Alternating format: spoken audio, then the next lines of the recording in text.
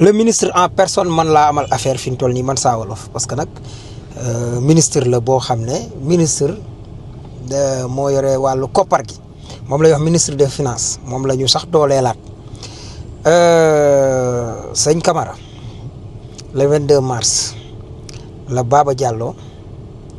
laaj financement wu 37 milliards yi ci ministre des finances bi fi woon mooy kon ñu ngi ci jamonoy Macky Sall le 22 mars jàppal le 24 mars Macky Sall falu Macky Sall wàcc président Diomaye astaghfirullah falu le 22 booba Macky Sall la fi ne le 24 mars président Diomaye falu maanaam régime jub-jubal jubanti ñëw waaye jub-jubal ci bi mu ñëwee dañu ne mooy diggante Ousmane Sonko ak Diomaye dañu ne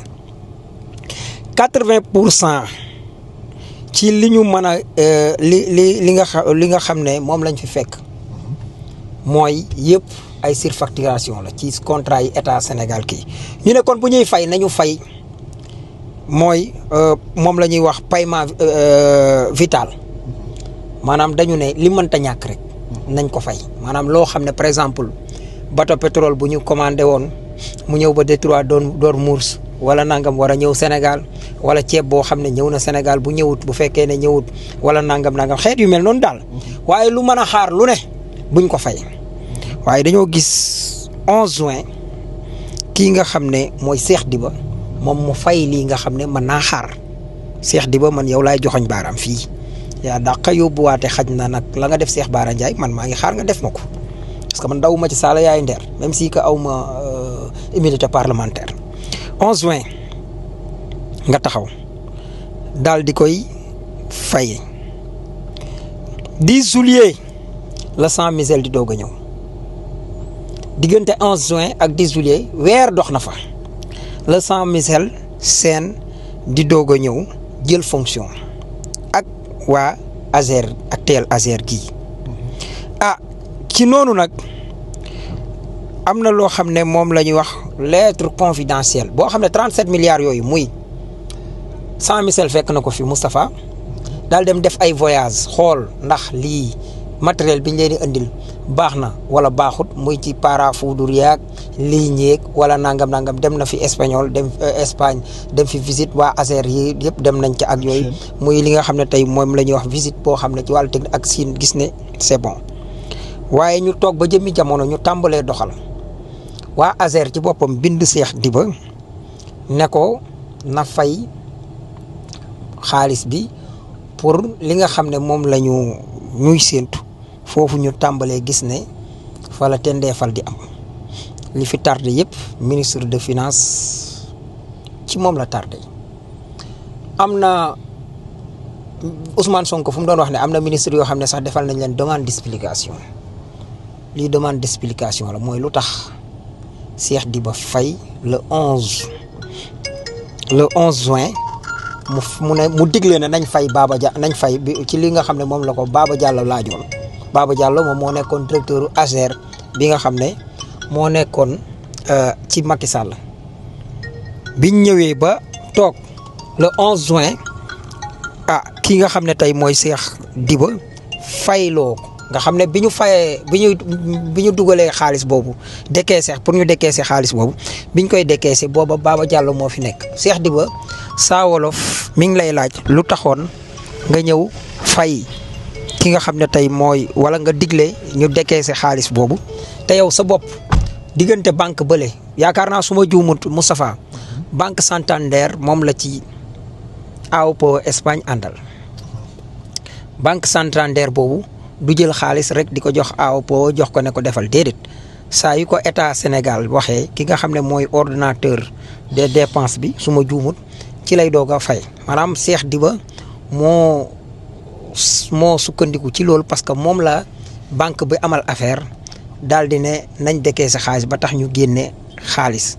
lu tax doonul lu farata trop doonul nangam ak nangam Ousmane Sonko ak Diomaye ne bu ñu fay Cheikh Diba tëb fay ko ba pare te coow li ci am yëpp tey ñu ngi ko teg San Michel beneen bi mooy ginnaaw bi ñu génnee loolu te mënut couvrir lépp San Michel bind ko ne ko maanaam directeur kii bind ko defal ko une lettre confidentielle sans Azer li mu bind lettre confidentielle ki nga xam ne tey mooy Birame Souleye du jeex te gisoo ko mais suñu bindee ministre des finances lettre confidentielle wala ñu bind ko banque bi chaque fois danaan fàng nit ñi gis ko ci bitti maanaam bu ma la bëggee wax daal Moustapha mooy ci biir ministère des finances Seydou Kane ci boppam am na fay nit waaye ca banque ba am na fa ay nit voyage bi xam naa photo yi danaa leen ko illustrer rek. photo yi ngeen gis yi waa Azer la bi ñu demee visite de travail Iber Rapa la xaw ma nuñ koy waxeeti mooy fa la parafoudre yaag yëpp nekk su ngeen gisee fii voilà su ngeen gisee fii yaakaar naa mooy INAEL gis ngeen ko fii INAEL bii beneen société la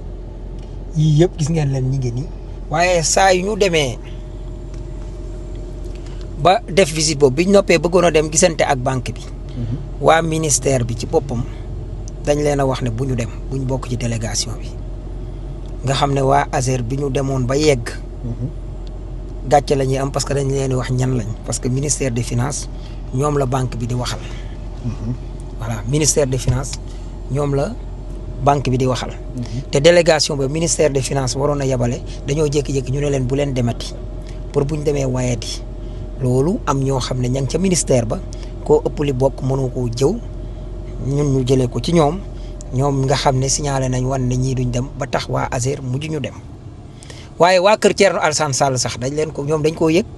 mobilisé wu kon dafa meloon ni am na ministre boo xam ne réeroowut kon ak Thierno Alassane Sall maanaam tout ça pour lan complot kenn wala nangam parce que am na loo dugg lu jubut Ousmane Sonko laaj la demande d'explication lu tax ñun ñu ñëw ne lu mënta ñàkk mooy li nga xam ne tey moom la ñuy wax paiement vital yaakaar naa noonu lañ koy waxee. mooy loo xam ne mënta ñàkk te lii mën a ñàkk mën a xaar ba mu leer léegi nag Jean Michel dafa bind ne ministère de tutelle am parce que dafa am ñaari ministère de tutelle mooy Azer waaye beneen ministère boo xam ne ci feneen la moom la waa Azer bind ne ko lii ñu gis daal bu fekkee ne li ñu décaissé muy loolu nañ ci taxaw ñu financé mbir yi ñu yeggale ko wala buñ ko mënta yeggale bu boobaa ñu yemale fi mbir mi xoolaat leneen rompre contrat bi lii de moo ci nekk te loolu nag bi muy am ñu ngi ko bind le 18 ñu dàq Ousmane Sonko le 22. xam naa bu doon après biñ dàqee Ousmane Sonko lañ ko def danañ ne xaj na gars yi kat dañoo dem ba bàyyi di doog a am mais lii ma lay wax nii la demee. li tax ñu leen di defal exercice bi nag dañu bëgg ngeen xippi seeni bët gis li nga xam ne mi ngi togg dafa am ñoo xam ne liggéey réew mi taxu leen a jóg maa ngi doog a xam lu tax ba ñuy jóg di tànn ay ministre yi Ousmane Sonko tànnoon man gis naa ne bëriwuñ problème waaye yamu tànnut rawatina ci ministère bi nga xam ne moom mi ngi fa wëlbatiku sax mujj am jafe-jafe ak moom comme moom daa mën a plainte rek ne moo ci boole aw ma benn problème Moustapha lii ban jàngat nga ciy am. waaw man saa dama waaru parce que man li ma njëkk a waar moom mooy ab lettre confidentielle bu ñu bind ab ministre. estampillé ko te ñëpp xam nañu naka la lu ñu woowee la gestion du courrier. waaw dans les services de l'état étatique nan la mel. ñu jékki-jékki un bon jour Ousmane Sonko nekkatul premier ministre ñu commencé ñu for ko ci mbedd bi ku nekk jot ci ñu nekk di ci wax xam nga ça lii nekk ci dossier Azer bi il faut ñu xam ni. tappale courrier confidentiel bi mi ngi nekkoon le 18 mai. voilà courrier ordinaire su ma juumut mbir mi dafay daal di ñan ak ñan ñoo ciy teg loxo. non daa xam traitement courrier parce que daf boo demee ci bureau bi xam nga gestion courrier bu ci nekk. dafa am diligence bu ñu ko war a joxe. te confidentiel comme noonu ñu koy estampillé jàpp naa ni du ñëpp ko war a gis yaakaar naa ni bu ñëwee ci sa secrétaire sax da la koy jox yow mi nga xam si ni yaay destinataire bi nga def ko yaakaar laa ci am te jàpp naa ni noonu la war a demee secrétaire général bi. voilà di cabinet wala. voilà ñi nga xam si ni yëpp voilà dañoo bu dee confidentiel duñ ci jot. day jógee ci kii dem ci yow direct. voilà su fekkee ne nag moom mooy confidentiel bu boolee beneen bi nag moom day topp circuit bi normal. voilà ñu wàccewaat ko. loolu mooy différence bi. très bien ba mu jaar ci circuit wu imputation yi. voilà léegi nag beneen moom mooy il faut sénégalais yi xam ni marché Azer bii. dafa am lu ci nekk man damaa jàpp ni dafa am nit bu ci siisu investiroon ci wala am lu mu ci yaakaaroon jotu ko mu ne lekkuma ci ndab li naa ci xëpp suuf te loolu moom moo ci am parce que banque boobu ngay wax noonu. am na yeneen ñaari marché yoo xam si ni waa ji ci boppam marché yooyu tey am na ay rapport yu ci bii ARMP def na ci ARCOP def na ci marché def na ci. Intermag bi. moom mooy ak Senim Sénégal. Senom Sénégal Senim Sénégal te toujours fibre optique. te toujours même affaire bi la toujours même banque bi la benn. toujours moom waa ji day ñëw fii Sénégal moom Seydou Kane. waaw créer ab société bu tudd turu société bi nekk Espagne. ñaarteel bi moom mooy toujours mooy nekk sous-traitant bi. ñeenteel mooy toujours marché yooyu bi ñu ko saytoo bu ci nekk dafa am ay problème mu surfacturation bu ci nekk. kon donc lii mode opératoire la nit la bu mu doon def ci marché Azer bi lañ teewee loxoom waaye yeneen ñaari marché yi ma wax nii yëpp am na début d'exécution am na xaalis buñ ci fay ba nii may wax nii jàpp naa ne justice dina ci am wàllu yoon. léegi li am ci mbir bi moom mooy tey marché wu Azer bi lan moo tax dafa am ñoo xam si ni jàpp naa ni dañ leen cee dig seen jackpotu àdduna li booy naan code 9. dafa am ñoo xam dañ leen cee dig seen code 9. parce que toujours dañuy ñëw mel ni lu bees la ñuy andi alors que tàngal ceeb kese taas mii tey di génne ay documents di wax demoon na fi Espagne taxaw ci buntu banque bi photo daan ni dinaa ñëw def si conférence de presse bi mu ñëwee lam daan wax démb ak barki dem moom la répété. loolu lii Bachir Fofana bind dama bëgg sénégalais yi xam ko amul lenn lu ci bees. mais demu taas boobu dafa xawoon a considérer tuuti ak dem ba fa ñoom sans Michel waroon a dem maanaam waa Azer waroon a dem te bu ñu demoon doon nañ ànd ak ñenn ci waa ministère des finances. ñooñu waroon leen a accompagner ci waa ministère des finances ñu ne leen toog leen. waaw xam nga tey lii nii livre bi ñu ci war a bind ñi ko war a bind bindaguñ ko. te bu soobee yàlla daf ci commencé di ci def ay leeral ndax ci dossier bii justice dossier bi mu ciy topp mooy faux yi nga xam si ni am na ci te kiñ ci topp ñoom moom la ñuy protéger ñoom te dossier bi il faut ñu leeral beneen affaire ñoom li ñu bëggut a wax dossier bi même montant bi Saa Wolof dañ ko prévoiroon pour 928 villages nguur gi jeex mbir mi jóge de 128 dem 1500 villages. 928 waaw. waa léegi biñ ñëwee. ñoom Jean Michel comme ingénieur la ci loolu lay liggéey ak xale yu xare ñi ànd ak moom mais ñoom bi ñu defaatee seen calcul gis nañ ni 15 milliards de surfacturation dafa waroon dugg ci poche benn nit ñoom Jean Michel jël 15 milliards yooyu transformé ko mu doon 258 wala 256 villages yoo xam si ni tey dañu waroon a am courant Saa Wolof. maanaam 928 villages la waroon a nekk. waaw nguur gi di waaj a jeex. ñu xam ne ñoom dañ leen di gagné. ñoom ci seen bopp ci Baba Diallo mu jógee 928 villages. dem 1500. te bi ko fi gars yi fekkee 1500 ak yooyu demaat nañ ba xoolaat yokkaat ci 250. waaw très bien 256 wala 258. waaw lu ci te loolu noonu tey 258 yooyu. dafa naroon a reese ci biiru jàmbur ak ñenn ñoom ci mosal ñu yor seen làmmiñ di wax loolooy problème bi. xam nga marché bii dafa am ñu ci waroon a mos te mosuñu looloo tax coow li daal di bari Saa Wolof ndax yeneen marché yi. ba léegi dégg interpellé na leen ci te Jean Michel ba mu ci defee fii conférence de presse. avec les arguments génne dossier à l'appui. ñoom ñëpp a muuma woon. Bachir mii di wax nii ñëw na fa posé ay questions tontu nañ ko. daal di wedam. yaa ngi dégg. donc li tax moom mu demaat. liñ di faral di wër ci ay plateau di ko répéter. te muy ay contre-vérité ndax démontré nañ ko ñoom dañoo lire partiellement l'article 13 du code ciment bi nga xam si ni tey wax na ci wàllum assurance te ministère des finances bi ñuy wax nii nga xam moo ko war a vérifier moom vérifier na ko tontu Thierno Alassane Sall ni ko li ngay wax ci wàllum assurance vérifier naa ko kii fay na ko. te tontu ba ci courrier la ko yemale woon naroon ka caa yemale premier ministre moo ne ko dañ laa tabb pour sénégalais yi demal nga génn def leeral. communiqué bii nga def bul yam contenté wu ci ay këyit di communiqué. lii mooy li nga xam ne moo ci nekk dëgg. loolu nag bokk na ci li tax mënatul woon a bëggatul woon a gis Ousmane Sonko ak bët ma wax ko fii gars yi dul yegg man maa leen fay yeggal. même bu ma ci kaso doon fekk aw ma ci problème. non mais yow saa da nga am solo ci mbir mi. yaa ngi dégg. te am na loo xam ne si nii tey li ñuy wax rek gis nga. ay kàcc moom mën naa jël ascenseur waaye dëgg day jël escalier. lu ci bari nañu bàyyi yónni yàgg te yàggul dara de ndax dëgg-dëgg ki am fitu jël falsifié. ay quittance su impôt ay quittance su DSMP loolu justice dina ko leeral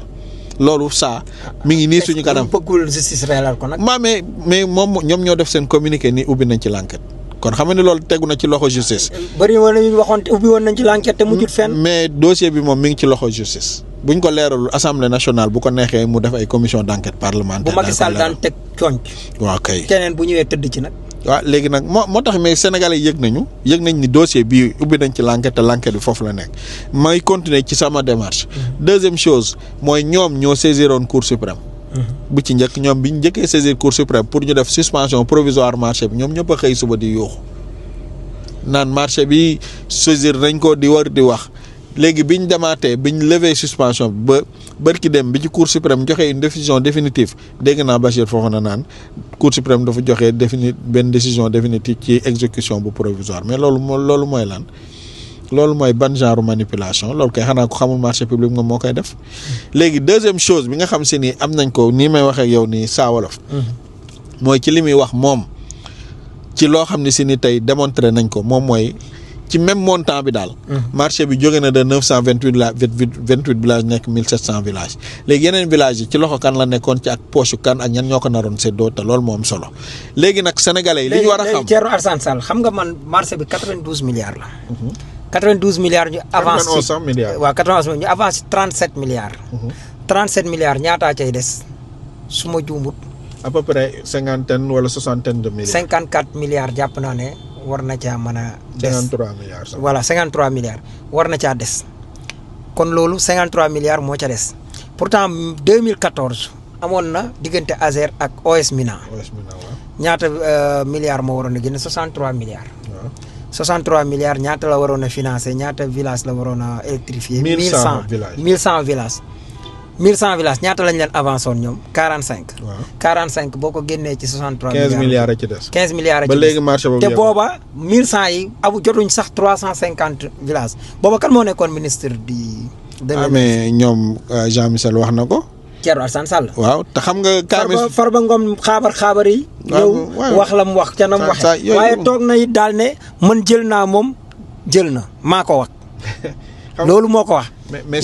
ça il faut nit ñi xam leen xam nga en matière de marché public loi bi daf ni dafa am lu ñu tuddee des seuils d'approbation bu ñu génne xaalis maanaam état bi génne xaalis waaw di yow responsable agence bi sa signature mi ngi yam ci 300 millions bu la rombee sa ministre la dem ministre bi am na loo xam si ni moo koy signé bu ko rombee ci ministère des finances la dem léegi nit ñi nañ dem gëstu kon ministère des finances moo ñu ameel ay explication na non maanaam processus bi xam nga lii nit ku nekk mën naa dem mu xool les seuils d'approbation des marchés publics ak seuil validation wu décaissement wu xaalis ci wàllu état am na lu ñu tuddee décret portant réglementation de la comptabilité publique ku dem xool di nga xool bu ñuy décaisser xaalisu état fan lay jaar léegi Moustapha ma bëgg a jeexale ci benn mbir saa pour leeral ko foofu li ñuy faral di wax naan sunu xaalis bi génn na moom Bachir Baba Diallo mi mu doon interviewé dem Jean Michel ci boppam porté na ko plainte yënga loolu moom Baba Diallo waaw parce que ci diligence yu mu waroon a def balaa muy signer pour ñu mën a engager responsabilité financière u état du Sénégal te defuñu ko deuxième chose moom mooy xaalis bii ñuy wax nii biñ koy décaisser di génne di créer ay kayit yu ñu ko génne yëpp boobu Jean Michel yegsewul woon Jean Michel signé wul benn kayit bu laal xaalis ci wàllu marché Azer bii nii loolu dafa war a leer. le 11 juin la ci la ñu def payé par Cheikh Diba di ministre le 10 juillet la Jean Michel doog a ñëw. Sénégal kon Jean Michel moom liñ koy laaj nii sax dañ koy sonal pourquoi laaj ñu ko Baba Diallo moom mi ne woon foofu mi nga xam si ni bi ñuy signé marché bi biñ koy def lépp. ba biñ koy décaissé def nañ ko ci deuxième chose. nañu bàyyi di wax ni xaalis bi génn na ci état du Sénégal Sénégal joxewu ci 1 franc. lii offre spontanée la. banque bi nga xam si ni mooy accompagner kii autorité kii partenaire état bi banque boobu mooy def décaissement gannaaw. ba service état yi xoolee kayit yi. xool lépp mu yem ni ko mën ngaa fay mu fay. donc nekk xaalis Sénégal dugagu ci. buñ ko exécuté nag ba mu jeex ba mu normal. ci lay door a nekk bor état du Sénégal daal di koy fay. beneen bi moom mooy wax leen ni leen fii il n'y a amul péril à la demande ndax Jean Michel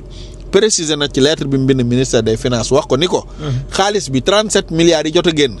lii ak lii dem nañ vérifier ko sur place ni lii moom moo ci am lii lañ ci def. léegi nag am na leen loo xam si ni man concerné wu ma. parce que man techniquement laay gérer affaire bi. sur le plan financier waaw léegi sur le plan financier visibilité ci décaissement yi war a génnaat après. loolu yow en tant que ministre yow la incombé ma lay laaj yow nga def vérification yooyu pour ñun ñu mën a jël suñu responsabilité xam lan mooy jël suñu responsabilité bu leen leeree ni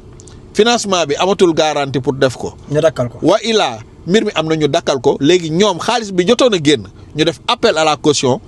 bi daal di rembourser xaalis bi. daal di topp nag ki nga xam si ni tey moom moo jëloon moom la defaloon caution moom mooy entreprise espagnole bi. donc amul scandale bu ci am au contraire scandale moo ci nekkoon. ay luxóore ci nekkoon Jean-Michel daal di ñëw. lijjanti ko leeral ko teg ko ci loxoy population bi muy Bachir ak ay ñoñam ak Thierno ñi ciy wax ñëpp di wax waxu 37 milliards gis naa Bachir di émouvoir naan 37 milliards lu mu mën a def ak électrification rurale moom xanaa yëgul ni 7000 milliards dette cachée dafa am ci réew mi yëgu ko. yëgu ko moom yëgul ni ci marché wu construction wu hôpitaux yii nga xam si ni mi ngi ci am ñu ngi ciy topp lu mat 21 millions d'euros kii ñuy wax Madiambal Diagne xanaa yëgul loolu moom te Madiambal lu ko boole hôpital bu ñuy tabax ci Sénégal moom xanaa yëgul ni am na premier ministre nee na ci marché wu travaux yi rek plus de 150 milliards de surfacturation yu ñu ci jëlee xanaa yëgu ko xanaa yëgul woon ni moom suñu pétrole bii nga xam si ni moo nekkoon ci Sangomar bi muy ay milliards yu waroon a générer ñu dugal ko ci puus ñoom nguuru Macky Sall dem fexe ba ñu ak rakam dugg ci ba bandi boobu noonu ñuy wax Franck Timis def ci ay loxoram ba mu fiy génn di jaay ay paaram 200 milliards Sénégal waroon na ko ci lekk ci ay droit plus-value yi nga xam si ne am na sur la cession des titres miniers fayuñu ko xanaa loolu yëgu ko xanaa yëgul détournement en cascade yi nga xam si ne am na ci réew mi. parce que gis naa ko mu naan wéy pour dossier wu Covid bi pour 6 milliards kese la woon. ñetti procureurs yi dañoo génn di ci wax mais c'est faux. parce que dossier Covid compétence tribunal de grande instance la woon. ñetti procureurs yi procureur général moo leen yilif mais benn bi procureur u pôle judiciaire financier la bi nga xam te ni. dossiers yi romb 50 milliards yëpp moom moo ca am compétence def ko. keneen ki dossiers yi nga xam si ni matagul foofu moom am na compétence daal ci ubbi l'enquête kenn ku ci nekk ci la concerné woon da nga doon ñëw ci wax ci te waxoo la woon ci Covid bi kese da nga doon wax ci dossiers yi la concerné ndax ci bi ñuy wax ci wax jooju boobu jàppoon nañu Farba Ngom ak ay ñeneen ba caution yi nga xam si ni defoon nañ ko kenn ku ci nekk ñu wax ne ci instant T Sénégal tant de milliards la encaissé gum ci dossiers yi gis nga nit booy wax dëgg da ngay nit booy wax da ngay ñeme nga wax dëgg. doo nekk nit koo xam si ni nit ku naafeq nga dama gaa yi jégal ci kàddu gi booy wax dëgg nga wax li nga xam si ni moom moo am mel ni ñii ñi dañoo toog pour wax ci benn dossier boo xam si ni daanaka concerné wul woon benn procureur bi loolu c'est faux loolu amewul noonu ñii di ci wax nag ñëpp sénégalais yi dañoo war a poser wu benn question ñu ngi protéger benn nit boo xam si ni bërki démb lu ñuy wax le monde Afrique def na ci benn article nit ku am 3 passeport diplomatique ci ñetti dëkk Gabon je pense Sénégal ak beneen dëkk Mali nit koo xam si ni nii may waxee yow nii am na lu ñu tuddee les Panama Papers scandale boobu amoon ci ay fraude fiscale turam tudd nañ ko ci ba yaakaar naa ne am na procédure boo xam si ni ubbi nañ ko ci voilà tudd nañ ci turam bu ñu tooñ kenn ku dem ci article bi di nga ko gis ñi ngi koy toppee wàllu blanchiment de capitaux fii ci Sénégal am na ñaari marché yoo xam si nii jàpp nañ ko loxo ci poste ni am na surfacturation bu ci am ñoom ñu préféré ñoom ànd ak nit kooku